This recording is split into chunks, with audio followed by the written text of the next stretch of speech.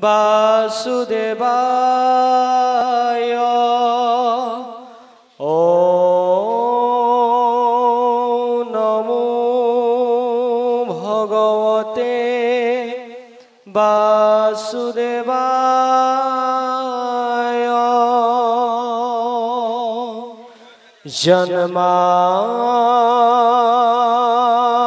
জন্মাদ্যস্য যৎঅন্বয়াদিতরত স্বার্থেস্য ভিগ্গঃ সদা তেনে ব্রহ্ম হৃদয় আদি কবয়ে মুহ্যন্তি যৎসূরয়ঃ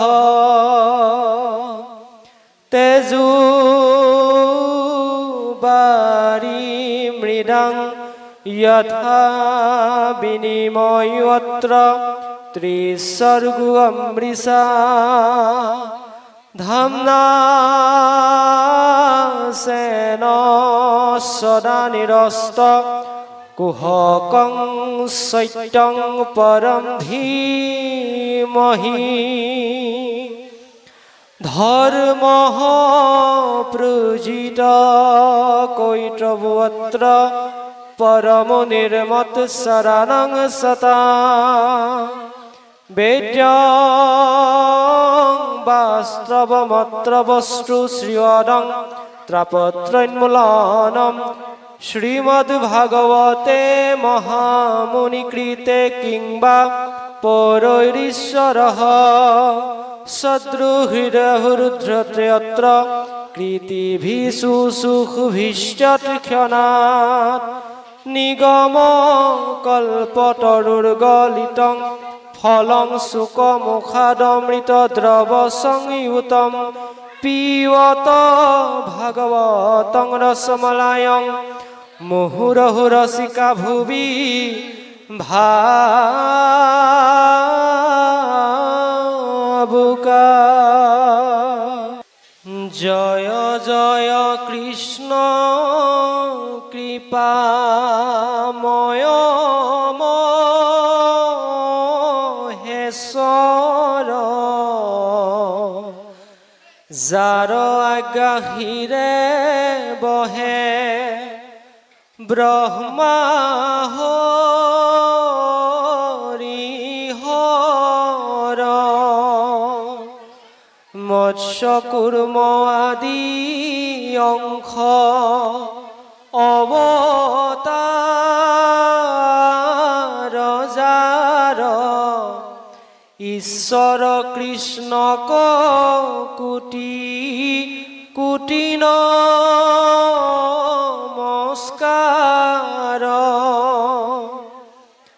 নমো নমো মধুমূৰ ৰিপু মহাহৰি অন্তৰ্যুতময়াতি হৈ যা কস্মৰি সমস্ত জগত নিস্তাৰক যাৰ নাম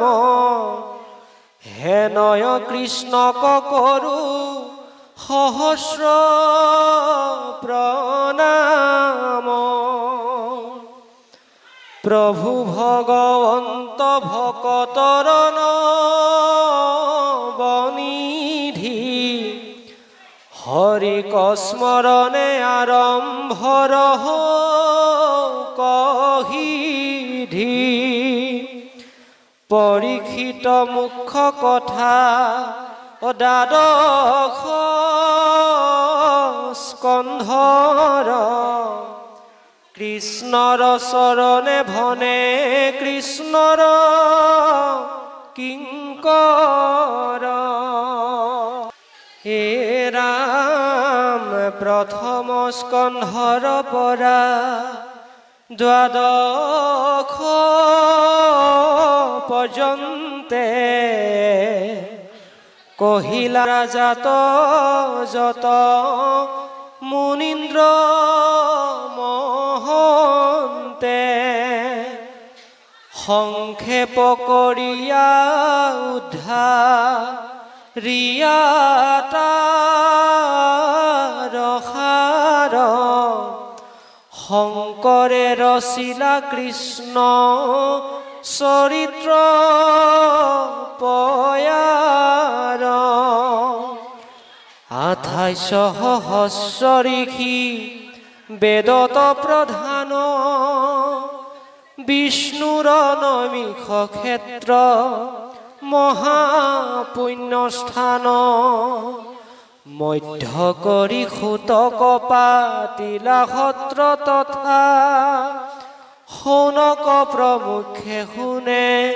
ভাগৱত কথা শৌনক বদতি সুত শুনানিষ্ঠ বাণী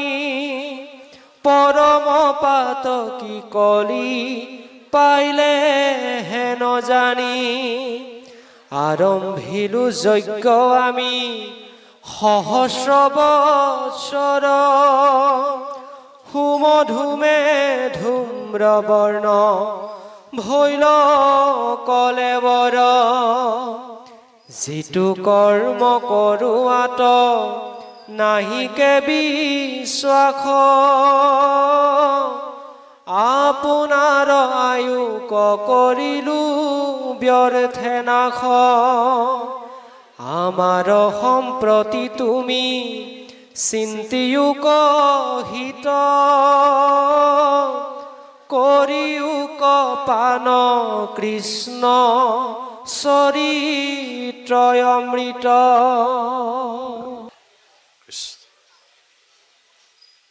সচ্চিদানন্দ রূপায় বিশ্বতপতে ক্ষেত্রদ্রু তাপত্রয়ো বিনাশন শ্রীকৃষ্ণং অহং ভয়ামি নমো ব্রহ্মণ্য দেবায় গোব্রাহ্মণ্য হিতায়স্য জগদ্ধিতায় কৃষ্ণায় গোবিন্দায় নমো নমঃ গোবিন্দায় নমো নমঃ। ও শ্রীমন্ত শংকৰ হৰি ভকতৰ জানা যে নকল্পতৰু তাহান্ত বিনাই নাই নাই নাই আমাৰ পৰম গুৰু আমাৰ পৰম গুৰু।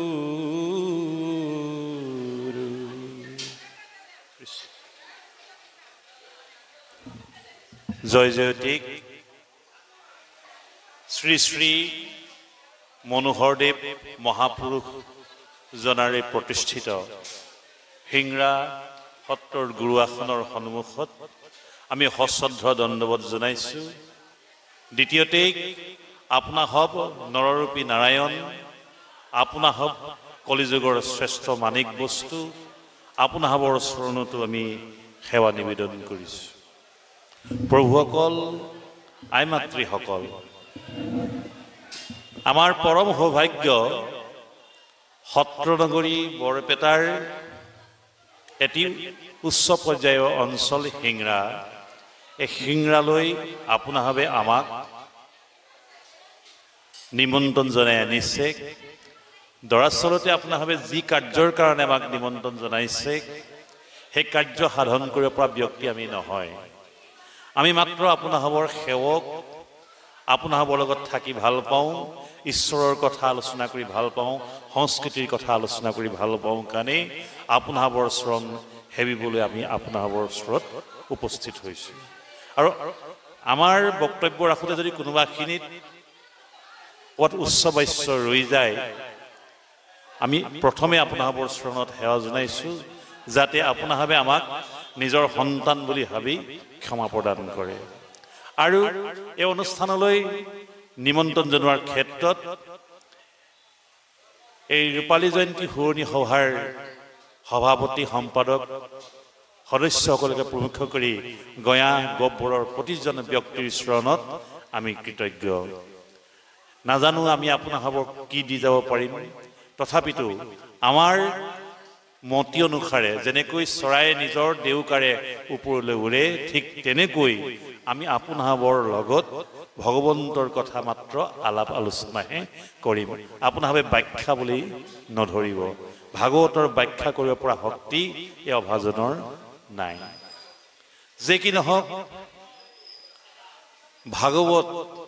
ইতিমধ্যে ভাগৱত উদ্বোধক প্ৰভুজনাই ভাগৱতৰ সম্পৰ্কে কৈছে, ভাগৱতৰ ব্যাখ্যাৰ প্ৰাক মুহূৰ্তত বা ভাগৱত বক্তাৰ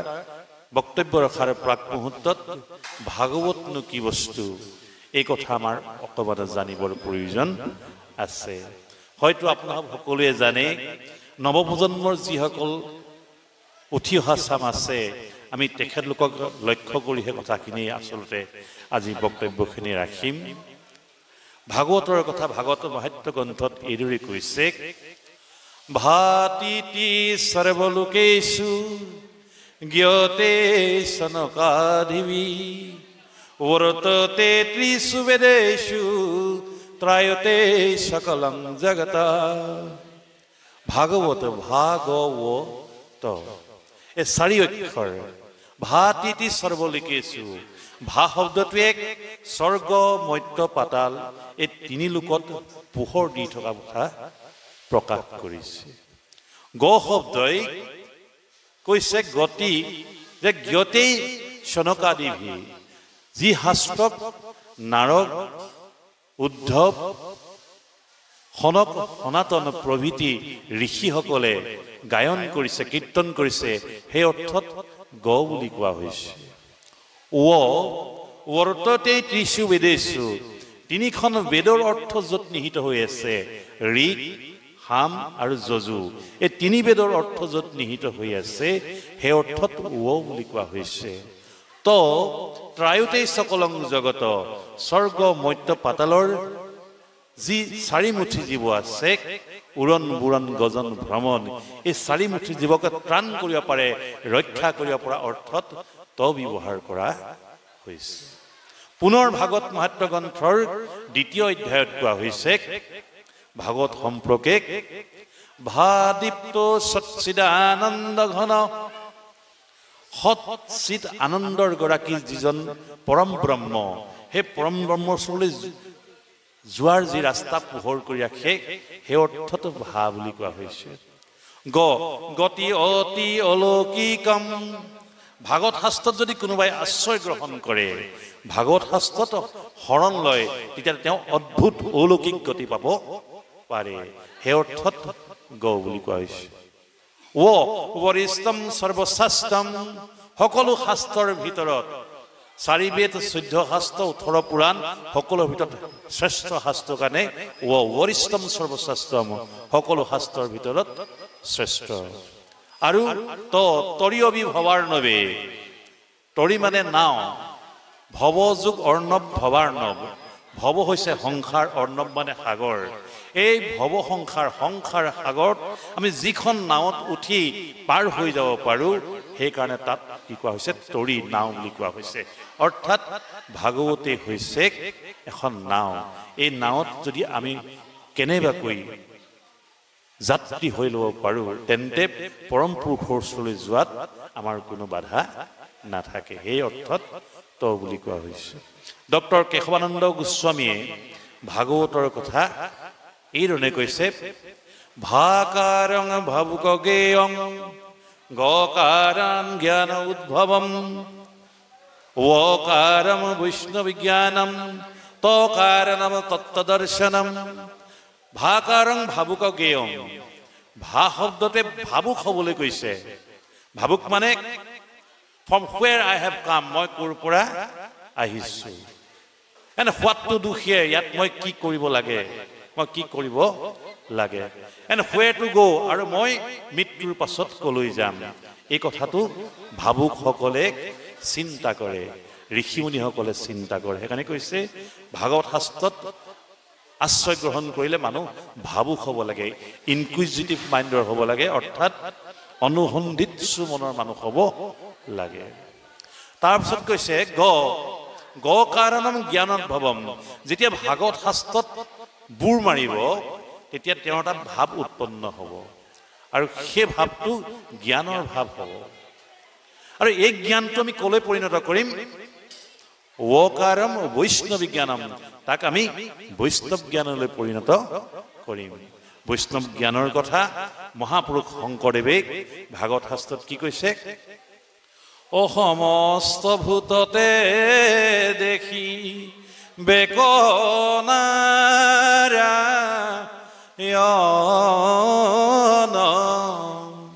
ও ইয়াত পৰে আন ধৰ্ম হবে বীৰম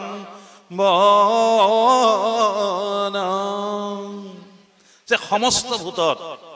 উৰণ বুৰণ গজন ভ্ৰমণ এই চাৰি প্ৰকাৰৰ জীৱত মুঠি জীৱত ঈশ্বৰৰ যে অস্তিত্ব বিদ্যমান হৈ আছে এই কথাটো হৈছে বৈষ্ণৱ জ্ঞান আৰু সেই বৈষ্ণৱ জ্ঞান সেই জ্ঞানেৰে আমি তেওঁলোকক যদি কায় মনোবাক্যেৰে সেৱা কৰিব পাৰো তেন্তে জীৱ উদ্ধাৰৰ পথ নিশ্চিত হৈ আছে আৰু তো কৈছে তো কাৰণম তত্ত্ব দৰ্শনম তো শব্দই তত্ত্ব বুজাইছে কি তত্ত্ব এই সংসাৰত যিমান বিলাক আমি দেখিছো শুনিছো সকলোবিলাক অসাৰ একমাত্ৰ সাৰ বস্তু কি কৃষ্ণদেৱ আজি আপুনি আছে মই আছো কালিলৈ আমি ধৰা ধামত নাই আজি এই ঘৰটো আছে কালিলৈ ভাগি থাকিব অৰ্থাৎ everything in this world is subjected to change decay and deterioration প্ৰতিটো বস্তুৰ এটা পৰিৱৰ্তন থাকে এটা মৃত্যু থাকে এই মৃত্যুৰ পাছত আকৌ নতুন সৃষ্টি হয় কিন্তু এই তত্ত্ব দৰ্শন তত্ত্বটো আমি দৰ্শন কৰিব লাগে কেনেকৈ যে হে কৃষ্ণ তুমি মাত্ৰ চৈতন্য স্বৰূপ নিত্য সত্য শুদ্ধ জ্ঞান খণ্ডিত আৰু যতে কৈতো তোমাৰ বিনুত ৰূপ চৰাচৰ মায়াৰ কল্পিত এই জগতখন জগত প্ৰপঞ্চ আমি যিবোৰ দেখিছো এই জগত প্ৰপঞ্চত যিবিলাক সৃষ্টি হৈ আছে মায়াই শক্তিৰ লগত সহযোগ কৰি পৰমাত্মা বস্তুৰ লগত সহযোগ কৰি এখন আমাৰ কুহেলিকা অৰ্থাৎ ধুঁৱলি কুঁৱলী সৃষ্টি কৰি এখন মায়াৰ সাগৰ ৰচনা কৰিছে এই মায়াৰ সাগৰখন যেতিয়া আমি ভেদ কৰিব পাৰিম এই মায়াৰ প্ৰাচীৰখন ৱালখন যেতিয়া আমাৰ ভাগি যাব বেৰখন তেতিয়াই পৰম পুৰুষক দৰ্শন হ'ব আৰু এই মায়াৰ প্ৰাচীৰখনে হৈছে আমাৰ অবিদ্যা এই অবিদ্যা মানে ঈশ্বৰ কৃষ্ণক নিচিনাৰ অবিদ্যা ভগৱন্তক নজনাৰ অবিদ্যা মানুহে মানুহক চিনি নোপোৱাৰ অবিদ্যা আজিকালি মানুহে মানুহক চিনিবলৈ এৰি দিছে এই যেতিয়া মানুহে মানুহক চিনিবলৈ এৰি দি আমি ভাবিবলৈ ল'ম এই প্ৰভুজনাৰ বাপজনাৰ অন্তৰত যিজন ঈশ্বৰ কৃষ্ণ অস্তিত্ব বিৰাজমান ঠিক আমাৰ শৰীৰতে বিৰাজমান একেজন ঈশ্বৰ কৃষ্ণই তেতিয়াই হ'ব তত্ত্ব দৰ্শন এয়া হৈছে ভাগৱত এই ভাগৱতকে মহাপুৰুষ শ্ৰীমন্ত শংকৰদেৱে ইয়াত ঈশ্বৰ কৃষ্ণ আছে বুলি কৈছে ভাগৱতত গুণ আছে স্বয়ং ঈশ্বৰ কৃষ্ণ আছে কৃষ্ণদেৱ বৈকুণ্ঠ প্ৰয়াণৰ প্ৰাক মুহূৰ্তত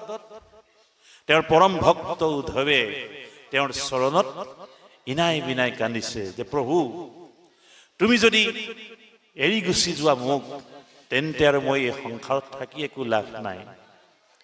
তুমি মোক লগত লৈ যোৱা তেতিয়া ঈশ্বৰ কৃষ্ণই কৈছে ও তুমি আমি দুয়ো গলে মিলিব অনৰ্থ লুপ্ত হইব জ্ঞান ইটো ভকতিৰ পথ হে মোৰ পৰম ভক্ত উদ্ধৱ তুমি আৰু যদি মই একে সময়তে ধৰাধাম এৰি বৈকুণ্ঠলৈ গমন কৰো তেন্তে এই ধৰাধামত ভক্তি ধৰ্মৰ যি ব্যৱস্থা এইটো চিৰকালৰ কাৰণে লোপ পাব গতিকে মই তোমাক আশ্বাস দিছো তুমি ভক্তি ধৰ্ম প্ৰৱৰ্তন কৰি এই পৃথিৱীত থাকি যোৱা তেতিয়া উদ্ধৱে পুনৰ তেওঁৰ চৰণত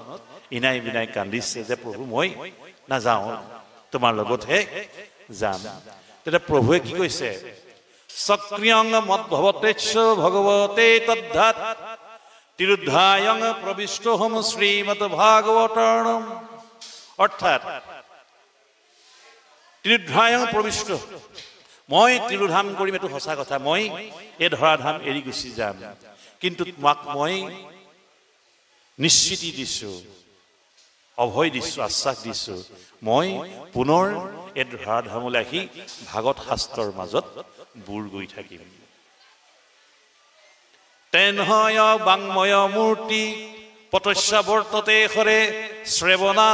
শ্ৰৱণাত দৰ্শনাত পাঠনাত পাপ নাচিনিম। আৰু এনেকুৱা ধৰণৰ ভাগৱত যদি কোনোবাই সেৱা কৰে, দৰ্শন কৰে, শ্ৰৱণ কৰে, পাঠ কৰে, এই 4 কাৰ্য সাধন কৰে, তেন্তে তেওঁলোকৰ জন্মে জন্মে যিবিলাক পাপ সঞ্চয় হৈ থাকে, সেই পাপবিলাক সমূলঞ্চে নাইকিয়া হৈ যাব। গতিকে প্ৰভুসকল, ইয়াত ভাগৱত মাত্ৰ আখৰৰ বস্তু নহয়। আমি যদি আখৰ বুলি ভুল কৰোঁ তেন্তে অপৰাধ হ'ব। এয়া ভগৱন্তৰ মুখৰ বাণী। ইয়াত নিজ মুখে ভগৱন্তে বাণী কৈ থৈ গৈছে যে প্ৰভু ভগৱন্ত এই স্থানত ভাগৱতত বিৰাজমান। অৰ্থাৎ এই ভাগৱতকে মহাপুৰুষ শ্ৰীমন্ত শংকৰদেৱে নৰনাৰায়ণৰ ৰাজসভাত হাতী মাৰি ভুৰুকাত ভৰাইছিল। একে নিশাৰ ভিতৰতে এয়া হৈছে গুণমালা পুথি। এই গুণমালা পুথিভাগকে আমি নামঘৰৰ সিংহাসন, গৰুড়াসন আৰু ময়ূৰাসনত ৰাখি নিতৌ সেৱা পূজা সেৱা সৎকাৰ কৰোঁ। অৰ্থাৎ গুণমালাও হৈছে ভগৱন্তৰ প্ৰতিনিধি স্বৰূপ, ভাগৱত হৈছে ভগৱন্তৰ প্ৰতিনিধি, আৰু ইয়াৰ ভাগৱতৰ প্ৰতিনিধি হৈছে গুণমালা। গতিকে ভাগৱত নাৰাখি আমি গুণমালাকো সিংহাসনত ৰাখিব পাৰোঁ। আপোনালোকৰ এইফালে কি ৰাখে আমি নাজানো, তথাপি আমাৰ ফালে প্ৰায় গুণমালা পুথিভাগকে নামঘৰৰ সিংহাসনত প্ৰতিষ্ঠা কৰা হয়। যে কি নহওক, এতিয়া ভাগৱতত ধৰ্মৰ বিষয়ে এয়া আৰম্ভ কৰিছে। আমি বেদ বেদাংগ যেতিয়া পঢ়ি আছিলোঁ, উপনিষদ পঢ়ি আছিলোঁ, কেৱল মাত্ৰ তাত এটাই ধাৰণা আছিল, ব্ৰহ্মৰ ধাৰণা। ব্ৰহ্ম কেনেকুৱা? অবাং মনুগোচৰ, কোনো এটা তেওঁৰ আকাৰ নাই। আমাৰ শৰীৰ মন দেহৰ পৰা তেওঁ বহুত আঁতৰত। সেই ব্ৰহ্মক আনি মহাপুৰুষ শ্ৰীমন্ত শংকৰদেৱে কি কৰিলে? ভাগৱতৰ পাতত কৃষ্ণ বুলি প্ৰতিষ্ঠা কৰিলে। প্ৰথমতে কি লিখিছে? যে জয় জয় কৃষ্ণ কৃপা ময় মহেশ্বৰ, যাৰ আজ্ঞা শিৰে মুখে ব্ৰহ্মা হৰি হৰ। এই তিনিজনেও যাৰ আজ্ঞা পালন কৰি থাকে, সেইজন ব্ৰহ্মবস্তু হৈছে পৰমেশ্বৰ কৃষ্ণ। আৰু এই কৃষ্ণৰ আজ্ঞা পালন কৰিয়ে ব্ৰহ্মা, ৰুদ্ৰ আৰু বিষ্ণু, এই তিনিওৱে সৃষ্টি স্থিতি সংহাৰৰ কাম কৰি আছে। এই ব্ৰহ্মক প্ৰতিষ্ঠা কৰা মহাপুৰুষ শ্ৰীমন্ত শংকৰদেৱে হৈছে গোটেই ভাৰত ভূমিত প্ৰথমজন ব্যক্তি, যিজনে ব্ৰহ্মক কৃষ্ণ বুলি প্ৰতিষ্ঠা কৰিছিল। সেইকাৰণে প্ৰথম তেওঁৰ কীৰ্তনৰ পাঠতো কি লিখিছে? প্ৰথমে প্ৰণাম ব্ৰহ্ম ৰূপী সনাতন, সৰ্ব অৱতাৰৰ কাৰণ নাৰায়ণ। গতিকে এই নাৰায়ণজনে হৈছে পৰম ব্ৰহ্ম কৃষ্ণ, আৰু কৃষ্ণকে ইয়াত ভাগৱতৰ মাজত ঈশ্বৰ ৰূপে এটা সাংঘ কলা কৃষ্ণস্তু ভগৱান স্বয়ং, ভগৱন্তক কৃষ্ণক 16 কলাৰ অধিকাৰী বুলি কোৱা হৈছে। ভগৱন্তৰ অৱতাৰ কেইবা প্ৰকাৰ অৱতাৰ থাকে। অংশ অৱতাৰ আছে, কলা অৱতাৰ আছে, আৰু পূৰ্ণ অৱতাৰ আছে। এই শ্ৰীকৃষ্ণ হৈছে 16 কলাযুক্ত পূৰ্ণ অৱতাৰ। এই পূৰ্ণ অৱতাৰ কৃষ্ণকে ব্ৰহ্মৰূপে, সাকাৰ সগুণ ৰূপে প্ৰতিষ্ঠা কৰিছে। যিজন নিগুণ ৰূপত বেদ বেদাংগত প্ৰতিষ্ঠিত হৈ আছিল, সেইজনক সগুণ সাকাৰ ৰূপে মহাপুৰুষ শ্ৰীমন্ত শংকৰদেৱে আমাৰ অসম মুলুকত প্ৰতিষ্ঠা কৰিলে ঈশ্বৰ স্বৰূপে দৈৱকীৰ গৃহত জন্ম হোৱা কৃষ্ণ আৰু সেই কৃষ্ণৰ পৰা আমাৰ সংস্কৃতি আৰম্ভ হ'ল জ্যোতিপ্ৰসাদ আগৰৱালাদেৱে সেইকাৰণে আমাক কৈছে যে আমি যিটো সংস্কৃতি ফলো কৰিছোঁ অনুকৰণ কৰিছোঁ এই সংস্কৃতি হৈছে কৃষ্ণ সংস্কৃতি কৃষ্ণ সংস্কৃতি মানে এয়া আমাৰ অসমীয়া প্ৰাণৰ সংস্কৃতি ভাৰতৰ সনাতনী ধৰ্ম পৰম্পৰাৰ প্ৰাণৰ সংস্কৃতি এই সংস্কৃতিটোকে আনি আমাক মহাপুৰুষ গুৰুজনাই ভাগৱতৰ আৰু কীৰ্তনৰ পাতত দি গৈছে দ্বিতীয়তে কোৱা হৈছে যে মৎস্য কুৰ্ম আদি অংশ অৱতাৰ যাৰ যিজনে মৎস্য কুৰ্ম আদি অংশ অৱতাৰ গ্ৰহণ কৰিছে সেইজনৰ চৰণত কোটি কোটি প্ৰণাম জনাইছে এইটো ইনভকেশ্যন বুলি কোৱা হয় ইংলিছত আৰু ইয়াক অসমীয়াত কোৱা হয় মংগলাচৰণ যেতিয়া আমি কোনো এটা ভগৱন্তক প্ৰাৰ্থনা কৰিবলৈ আৰম্ভ কৰোঁ বা লিখিবলৈ আৰম্ভ কৰোঁ তাৰ প্ৰথম অৱস্থাটো মংগলাচৰণ অৰ্থাৎ সকলোৰে মংগল কামনা কৰি ঈশ্বৰৰ মংগল সাধনৰ নিমিত্তে ঈশ্বৰে মংগল সাধন কৰিবৰ নিমিত্তে যি লিখা হয় তাক মংগলাচৰণ বুলি কোৱা হয় নমো নমো মধুমূৰ ৰিপু মহাহৰি অন্তৰ্য উত্তম অতি হুৱে জাক স্মৰি আমি ভাগৱত শাস্ত্ৰ পঢ়িছোঁ এতিয়াও আমাৰ মাজত শ্ৰেণী বিভেদ আছে জাতি বিভেদ আছে কিন্তু ভাগৱত শাস্ত্ৰই সেই জাতি বিভেদৰ যিটো পৰম্পৰা তাক নচ্ছাত কৰিছে অৰ্থাৎ মহাপুৰুষ গুৰুজনৰ এইটো দৰ্শন কোনোবাই কৰিব লাগিব নকৰিব লাগিব বুলি ইয়াত কথা নাই কিন্তু গুৰুজনাৰ দৰ্শন এইটো যে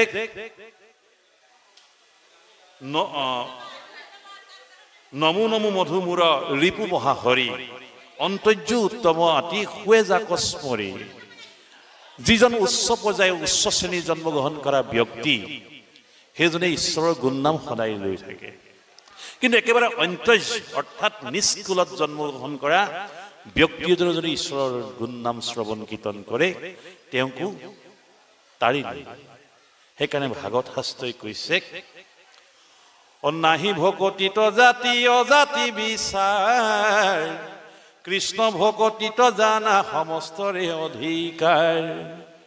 কৃষ্ণ ভক্তি কৰিবলৈ হ'লে গুৰুজনাই কাকো এইটো আমুক জাতৰ মানুহ এইটো তামুক জাতৰ মানুহ কৰি থৈ যোৱা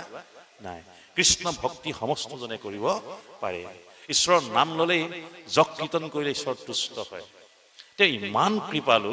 তেওঁক একো দিব নালাগে তেওঁ প্ৰসাদ নিবিচাৰে তেওঁ ধন সোণ গহনা একো নিবিচাৰে কিন্তু তেওঁ ভাবিচাৰে কি ভাৱ মোক ভাৱটো দি ভক্তিৰে সেৱা কৰা ভক্তি মানে ভজযোগ তৃণ প্ৰত্যয় ভজ মানে ভজনা কৰা উপাসনা কৰা তৃণ মানে প্ৰেম প্ৰেমেৰে সৈতে যদি কোনোবাই মোক উপাসনা কৰিছে সিও মোৰ অৱশ্য ময়ো তাৰ অৱশ্য ভৰিলো ঈশ্বৰো তেওঁৰ অধীন হৈ যায় এইটো ভক্তি গতিকে সপ্ৰেম ভক্তিৰে সৈতে যদি আমি ঈশ্বৰৰ ওচৰত ভাগৱত শুনিব পাৰোঁ ঐকান্তিক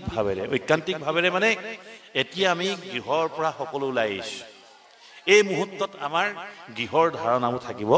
মনত নালাগে কিন্তু আমি সাংসাৰিক মানুহত ধাৰণা আমাৰ থাকিবই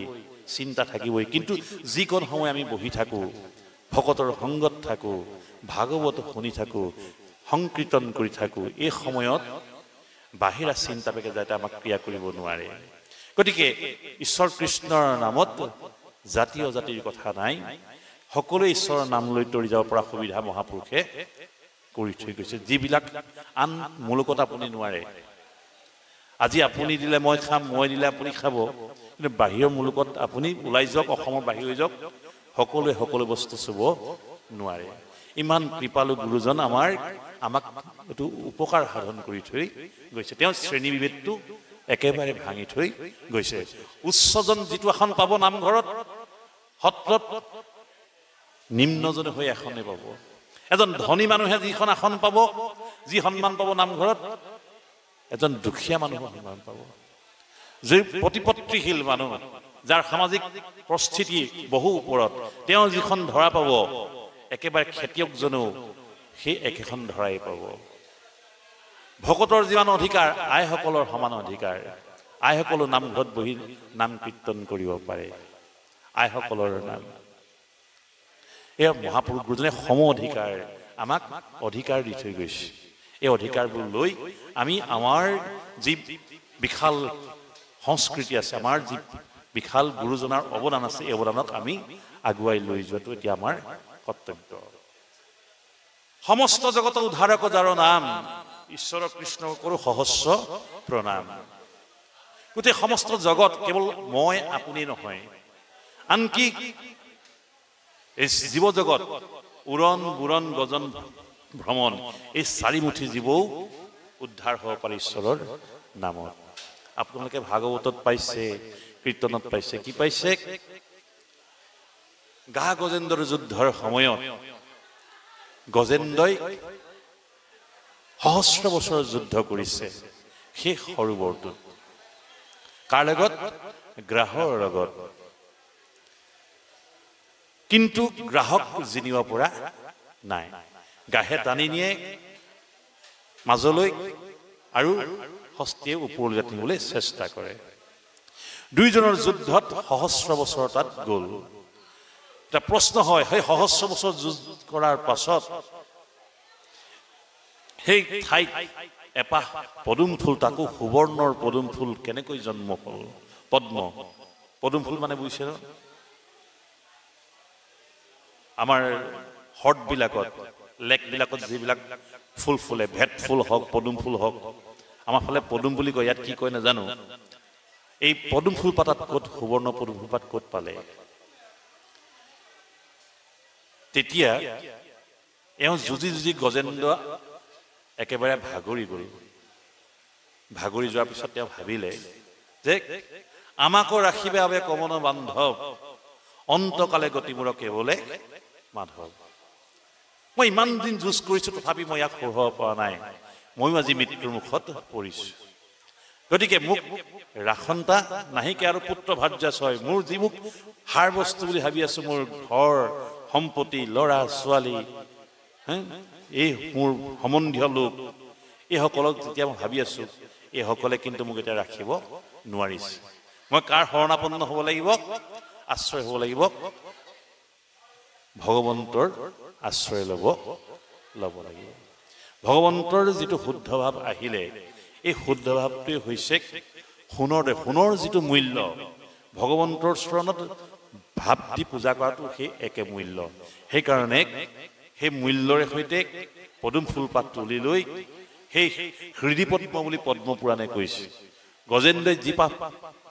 পদ্ম তুলি লৈছিল সেই আচলতে তাৰ পৰা উঘালি অহা পদ্ম নহয় হৃদি পদ্ম দিহে ভগৱন্তক গজেন্দ্ৰই প্ৰাৰ্থনা কৰিছিল এতিয়া গজেন্দ্ৰ কোন গজেন্দ্ৰ হৈছো আমি আমাৰ মদমত্ত মনটো হৈছে গজেন্দ্ৰ যেতিয়া মই মোৰ সম্পত্তি টকা পইচা গাড়ী গুড়া বহুত কিবা থাকে মই মানুহ নামানো গুৰু ভকত বাপ বৈষ্ণৱ কাকো মানে গুৰু খাই নমনা এটা অৱস্থা হয় এই আমাৰ মনটোৱে হৈছে গজেন্দ্ৰ আৰু যে গ্ৰাহে আমাক ধৰি আছে এই গ্ৰাহটো হৈছে আমাৰ আমাক সময়ে গ্ৰাহ কৰি আহি আছে হেঁচা মাৰি ধৰি টানি আছে অৰ্থাৎ আমি দিনে দিনে কলৈ গৈছো মৃত্যুৰ মুখলৈ আগবাঢ়ি গৈ আছো সেয়াই গ্ৰাহ আৰু গজেন্দ্ৰৰ যুদ্ধ সময়ে এফালে টানে এফালে আমাৰ মনটোৱে টানে কিন্তু ইয়াৰ মাজতে যদি আমি ঈশ্বৰৰ ওচৰত শৰণাপন্ন হ'ব পাৰো তেন্তে নিশ্চিত আপুনি নিশ্চিত মই নিশ্চিত যে আমি সংসাৰ সাগৰ তৰণৰ পথ বিচাৰি পাম আৰু যেতিয়াই গজেন্দ্ৰই শৰণ ললে তেতিয়াই ভগৱন্ত বস্তু আহি কেনেকে শুনি শীঘ্ৰেশ্বৰী হৰি গৰুড়ৰ স্কন্ধে ও ভকতক ৰাখিবাক আখিলা প্ৰবন্ধে প্ৰভু আহি শুনি শীঘ্ৰেশ্বৰী হৰি গৰুড়ৰ স্কন্ধত আহি ভগৱান উপস্থিত হল কাৰ কাৰণে আহিছে আপোনাক ৰক্ষা কৰিব বা গজেন্দ্ৰক ৰক্ষা কৰিব আহিছে কিন্তু এতিয়া আমাৰ শৰণ লোৱাটোহে আচল কথা শৰণ মানে তালবাস শব্দটোৱে শব্দটোৱে এটা আমাৰ দেহটো মৰা শৰ দৰে বুজাইছে ডেড বডি এই ডেড বডিটোক আমি কি কৰিব লাগিব ৰাম নামেৰে ৰমণ কৰিব লাগিব আৰু ৰাম নামেৰে ৰমণ কৰিলে আমি মধ্যাহ্ন ন এটা মধ্যাহ্ন ন আনন্দ বুজায় এটা আমি আনন্দ পাম হেতুকে কোৱা হৈছে চৰম সুখানুভূতি প্ৰেম সেই প্ৰেমটো আমাৰ মাজলৈ আহিব অৰ্থাৎ আমি এই মৰা দেহটোক ৰাম নামৰ অস্ত্ৰ প্ৰয়োগ কৰি এটা আনন্দত উপনীত হ'ব পৰাটোৱে হৈছে ৰমণ যেনেকৈ খুব প্ৰখৰ ৰ'দত এজোপা গছৰ ছাঁৰ তলত আমি আশ্ৰয় গ্ৰহণ কৰোঁ তাত জিৰণি লওঁ প্ৰভু হৈছে এটা বিৰাট বৃক্ষ এই বৃক্ষজোপাৰ তলত যদি আমি আশ্ৰয় গ্ৰহণ কৰোঁ তেন্তে আমি জিৰণি নিশ্চয় আমাৰ দেহ শীতল পৰিব মন শীতল নিশ্চয় পৰিব ইয়াকে কৈছে যে সমস্ত জগত উদ্ধাৰক যাৰ নাম হেন কৃষ্ণক কৰোঁ সহস্ৰ প্ৰণাম তা ভগৱন্ত ভকতৰ নৱনিধি নটা নিধি আছে ৰত্ন আছে পদ্ম মহাপদ্ম হংস কচ্ছপ ইত্যাদি কৰি নটা নিধি আছে অৰ্থাৎ ৰত্ন আছে এই নিধিকেইটা কোৱাৰ ওচৰত থাকে পৰম পুৰুষৰ ওচৰত থাকে এই পৰম পুৰুষ ভগৱন্তৰ নিধি বুলি কোৱা হৈছে তেওঁৰ ওচৰত সকলো সম্পদ তেওঁৰ ওচৰত থাকে তেওঁক বিচাৰিব নালাগে কিন্তু তেওঁক সেৱা কৰিলে যদি নিস্বাৰ্থ প্ৰেমেৰে সেৱা কৰা হয় তেন্তে এই বস্তুবিলাক নিজে নিজে দিয়ে হৰিক আৰু স্মৰণে আৰম্ভৰ হক সিদ্ধি আমি সকলো কাম আৰম্ভৰ আগত সেইকাৰণে ভগৱন্তৰ নামটো স্মৰণ কৰোঁ হওক আপোনাৰ এখন ঘৰত বিবাহ কাৰ্যই হওক আপোনাৰ ঘৰত এটা আদ্য শ্ৰাদ্ধৰ অনুষ্ঠানেই হওক শ্ৰাদ্ধাদি অনুষ্ঠানেই হওক আমি ভগৱন্তৰ নাম ঈশ্বৰৰ নাম নোলোৱাকৈ কৰ্ম নকৰোঁ মাধৱ মাধৱ বাসী মাধৱ মাধৱ হৃদয় স্মৰণতে সাধৱ সৰ্বে সৰ্বকাৰ্যেষু মাধৱ মাধৱ মাধৱ আমি ঈশ্বৰক চিন্তা কৰি মাধৱক চিন্তা কৰিলে আমাৰ অমংগল দূৰ হৈ সুমংগল হ'ব আমাৰ গৃহত থকা যিবিলাক অসূয়া অপ্ৰীতি অশুভ আছে সকলোবিলাক নাশ হ'ব সেইকাৰণে আমাৰ আইসকল বাপসকলে গৃহত একোডালকৈ ধূপ জ্বলোৱাৰ কি কৰিব লাগে আমাৰ অসমীয়া মানুহখিনিয়ে এটা সংস্কৃতি পৰম্পৰা ৰাখিব লাগে পৰাপক্ষতো গুৰু সেৱা কৰিবলৈ কিবা অকণমানটো ৰাখিবই লাগে নোৱাৰিলেও এখন গুণমালা বা এখন ঘোষা পুথি ৰাখি হ'লেও মানে এডাল ধূপ জ্বলাৰ যদি ব্যৱস্থা কৰে দিনটোৰ কাৰণে শুভ হয় বুলি কোৱা হয় অৰ্থাৎ আপোনাৰ মনটো প্ৰফুল্লিত হৈ থাকে আনন্দ হৈ থাকে যে আজি ঈশ্বৰৰ ওচৰত মই সমাপন কৰিহে মোৰ কৰ্মখিনিৰ কাৰণে ওলাইছোঁ এই কথাটোত আমি গুৰুত্ব এই কাৰণে দিব লাগিব যাতে উঠি অহা প্ৰজন্মই শিকিব লাগিব আমি পৃথিৱীলৈ আহিলোঁ গুচি যাম যদি সেইটো হৈ থাকে তেন্তে নহ'ব আজি নামঘৰলৈ মই কথাটো কৈছোঁ দেই এটা আপোনালোকে নিগেটিভ চেঞ্চত নল'ব আজি সত্ৰ সভা হৈছে আজি সত্ৰ সভাত বহিছে ইয়াত ভাত খাবলৈ পাম দুপৰীয়া আহাৰ দিব এইটো আমাৰ লক্ষ্য নহয় হয় আমাক আহাৰ লাগিব আহাৰো ল'ম কিন্তু তাৰ ওপৰত এটা কথা আমি ভকত দেখা পাম তিনিটা দুৰ্লভ বস্তু আছে সংসাৰত এই দুৰ্লভ তিনিটা বস্তু হৈছে ভাগৱতে কৈছে প্ৰথম দুৰ্লভ বস্তু এগৰাকী ধৰ্মপত্নী পোৱাটো কোনো ব্যক্তিয়ে ধৰ্মপত্নী ভাগ্যত থাকিব লাগিব ভাল এগৰাকী নাৰী তেওঁৰ অৰ্ধাংগিনী হিচাপে পোৱাটো দ্বিতীয়টো হৈছে এটি ভাল পুত্ৰ ভাগ্যত থাকিব লাগিব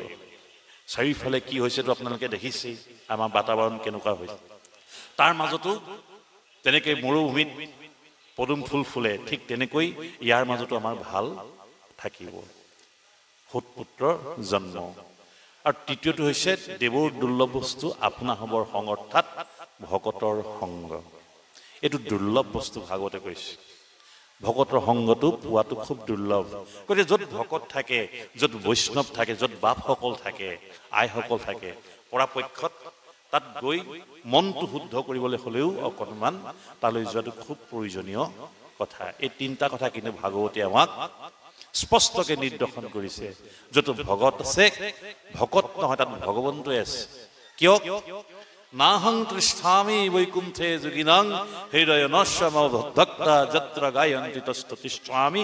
নাৰদ নাৰদক প্ৰভু ভগৱন্তই কৈছে নাৰদ বিষ্ণু আচন্ত কৈ বৈকুণ্ঠত মই নাথাকো হুৰৈ যোগীৰুহীয়া এৰি সমুদায় থাকো ভকতৰ কীৰ্তন চাই তেওঁ সেই বৈকুণ্ঠত নাথাকে আপোনালোকে যে আজি কীৰ্তন কৰিছে ইয়াতো ভগৱন্ত উপস্থিত হৈ আছে কি ৰূপত আছে আমি নাজানো কাৰণ ভগৱন্তৰ কোনো ৰূপ নাই আকাৰ নাই যেনেকৈ বায়ু আছে নাই আমি দেখিছো জানো সব খালি চকুৰে কিন্তু বায়ু নহলে জানো আমি জীয়াই থাকিব পাৰিম অক্সিজেন নহলে আমি জীয়াই থাকিব পাৰিম জানো আমি জীয়াই থাকিব নোৱাৰো ঠিক ঈশ্বৰ কৃষ্ণও ঠিক এই ৰূপতে আছে বায়ু 10 প্ৰকাৰৰ প্ৰাণ অপান সমান ব্যাম দেৱদত্ত কিক্কৰ এনেকৈ 10 বিধ বায়ু আছে এবিধ বায়ু ৰূপে ভগৱন্ত প্ৰাণ অপ্ৰাণ বায়ুত আমাৰ ওলাইছে বাৰ সোমাইছে বাৰ অৰ্থাৎ ঈশ্বৰ কৃষ্ণ আমাৰ চাৰিওফালে বিৰাজমান হৈ আছে সেই কাৰণে এই ক্ষেত্ৰ পুণ্য ক্ষেত্ৰ তীৰ্থ ক্ষেত্ৰ ইয়াত আৰু পবিত্ৰ ক্ষেত্ৰ নাই আপুনি কাশী গয়া বৃন্দাবন এইবোৰ যাবৰ প্ৰয়োজন নাই চাবলৈ যাব পাৰে তাত কিন্তু একো নাই এয়া হৈছে অজৈত থাকে মোৰ ভক্ত উদাৰ চৰিত্ৰ কীট পতংগটো তথা কৰয় পবিত্ৰ আজি যে আপোনালোকে এই ভাগৱত পাতিছে ভাগৱত অনুষ্ঠান কৰিছে এই অনুষ্ঠানৰ যদি ইয়াত থকা কীট পতংগ গৰু মহ হাঁহ পাৰ যিমানবিলাক আছে সকলোৱে ঈশ্বৰৰ নামৰ শ্ৰৱণ কীৰ্তন কৰিছে ধ্বনিত গৈছে বুলিতে এক শুনিতে হত নিষ্ঠৰে নাম ধৰ্ম বিপৰীত এজনে কব এজনে গাব সহস্ৰজন তাৰি যাব পাৰিব এনেকুৱা ধৰ্ম নাম ধৰ্ম আমাৰ মহাপুৰুষ গুৰুজনৰ বিপৰীত নাম ধৰ্ম আৰু ঈশ্বৰে কি ভাল পায় তেওঁৰ যক কীৰ্তন কৰাটোহে ভাল পায় মূৰ গীত গায়া যিটো কৰে গীত নৃত্য নাহি তাৰ চিন্তাইটো ভৈল গীত গীত 11 স্কন্ধত কৈছে যি মোৰ গুণগান কৰি মোৰ কথা শ্ৰৱণ কীৰ্তন কৰিব পাৰে তেওঁৰ জীৱন কৃতকাৰ্য হয় এজন কৃতকাৰ্য ব্যক্তি আৰু এজন সফল ব্যক্তিৰ মাজত পাৰ্থক্য থাকে আমি এইবোৰ পিছলৈ যাম এতিয়া পৰীক্ষিত মুখ্য কথা 12 স্কন্ধৰ কৃষ্ণৰ চৰণে ভনে কিংকৰ কৃষ্ণৰ ভাগৱতত 12টা স্কন্ধ আছে স্কন্ধ বুলি কি কোৱা হৈছে বেদত যেনেকৈ মণ্ডল থাকে ৰামায়ণত কাণ্ড আছে মহাভাৰতত পৰ্ব আছে ভাগৱতত কি আছে স্কন্ধ আছে 12টি স্কন্ধৰ 18000 শ্লোকেৰে ভাগৱত 335টা অধ্যায়ৰে ভাগৱত স্কন্ধ বুলি কিয় কোৱা হৈছে স্কন্ধ মানে কান্ধ যেনেকৈ পিতৃ মাতৃয়ে নিজ পুত্ৰক কান্ধত তুলি বেয়া ঠাইডোখৰ পাৰ কৰি দিব পাৰে আমিও যদি ঈশ্বৰৰ ওচৰত আশ্ৰয় গ্ৰহণ কৰোঁ ঈশ্বৰক পিতৃস্বৰূপে মানি লওঁ কৃষ্ণক পিতৃস্বৰূপে মানি লওঁ তেন্তেও আমাক বেয়া সময়খিনি আঁতৰাই উঠুৱাই তেওঁক পাৰ কৰাই দিয়া নিয়াৰ শক্তি প্ৰভুৰ ওচৰত আছে সেইকাৰণে ভাগৱতত আশ্ৰয় গ্ৰহণ কৰিবলৈ কোৱা হৈছে এতিয়া আমি কিমান দয়া মানে ভাগ্যৱান যিখন সংস্কৃত শ্লোক প্ৰভুজনে উদ্বোধনত কৈছিল যে এই ভাগৱত প্ৰথমে ক'ত আছিলে আদি নিৰঞ্জনা আদি নিৰঞ্জনৰ ওচৰত অনাদি অনন্তক ভাগৱত দিলে অনাদি অনন্তক কালপুৰীয়া নাৰায়ণক দিলে কালপুৰীয়া নাৰায়ণে সূৰ্যমণ্ডলী নাৰায়ণক দিলে সূৰ্যমণ্ডলী নাৰায়ণে শ্ৰীনাৰায়ণক দিলে শ্ৰীনাৰায়ণে ব্ৰহ্মা বিষ্ণু মহেশক ক'লে ব্ৰহ্মাই নাৰদক ক'লে নাৰদে ব্যাসক ক'ব এতিয়া ব্যাসৰ পৰা পাব শুকদেৱে শুকগুৰুৰ পৰা পাব সুতমুনিয়ে সুতৰ পৰা পাব মনোহৰা সুতে মনোহৰা সুতৰ পৰা পাব শংকৰাচাৰ্যই শংকৰাচাৰ্যৰ পৰা পাব ভাস্কৰানন্দই ভাস্কৰানন্দৰ পৰা পাব শ্ৰীধৰ স্বামীয়ে শ্ৰীধৰ স্বামীৰ পৰা পাব সৰস্বতীয়ে সৰস্বতীৰ পৰা পাব হতানন্দই হতানন্দৰ পৰা পাব ভাস্কৰানন্দই ভাস্কৰানন্দৰ পৰা পাব জগদীশ মিশ্ৰই আৰু এই জগদীশ মিশ্ৰই কাশীৰ পৰা আহি মহাপুৰুষ গুৰুজনৰ হাতত মাহ জুৰি খোজকাঢ়ি আহি বৰদোৱা থানত ভাগৱত দি থৈ গ'ল সংস্কৃত ভাগৱত আৰু এই ভাগকে মহাপুৰুষ গুৰুজনে আৰু তেওঁৰ পাৰিষদগণ লগ লৈ তেওঁৰ ভক্তসকলক লগ লৈ ভাগৱতৰ 12টা স্কন্ধযুক্ত ভাগৱত যি আমি আপোনালোকে শ্ৰৱণ কীৰ্তন কৰি আছে এই ভাগৱত এতিয়া আমি হুতে কোৱা ভাগৱতখনে পঢ়ি আছো শুকদেৱে কৈ থৈ যাব ভাগৱত পৰীক্ষিতক তৰিবৰ কাৰণে কিন্তু থাকি যাব সোঁতৰ ওচৰত। প্ৰথমে 60 সহস্ৰ ঋষি আছিল নৈমিষাৰণ্যত। ব্ৰহ্মাৰ নিমিষ অৰ্থাৎ চকুৰ প্ৰচাৰত এইখন বন সৃষ্টি হৈছিলে কাৰণে নৈমিষাৰণ্য বুলি কোৱা হৈছে। তাত 60 সহস্ৰ ঋষি আছিল। 60 সহস্ৰ ঋষিয়ে ভাগৱত শুনিলে, শুকদেৱে কৈ আছিলে। কিন্তু তাৰ পাছত যেতিয়া সুতে ভাগৱত ক'বলৈ ল'লে, সুত হৈছে অকুলীন, তেওঁ মানে নিষ্কুলীয়া মানুহ, নিজ জাতৰ মানুহ। সেইকাৰণে 32 সহস্ৰ ঋষি আঁতৰি গুচি গ'ল। তাৰপিছত থাকিলেগৈ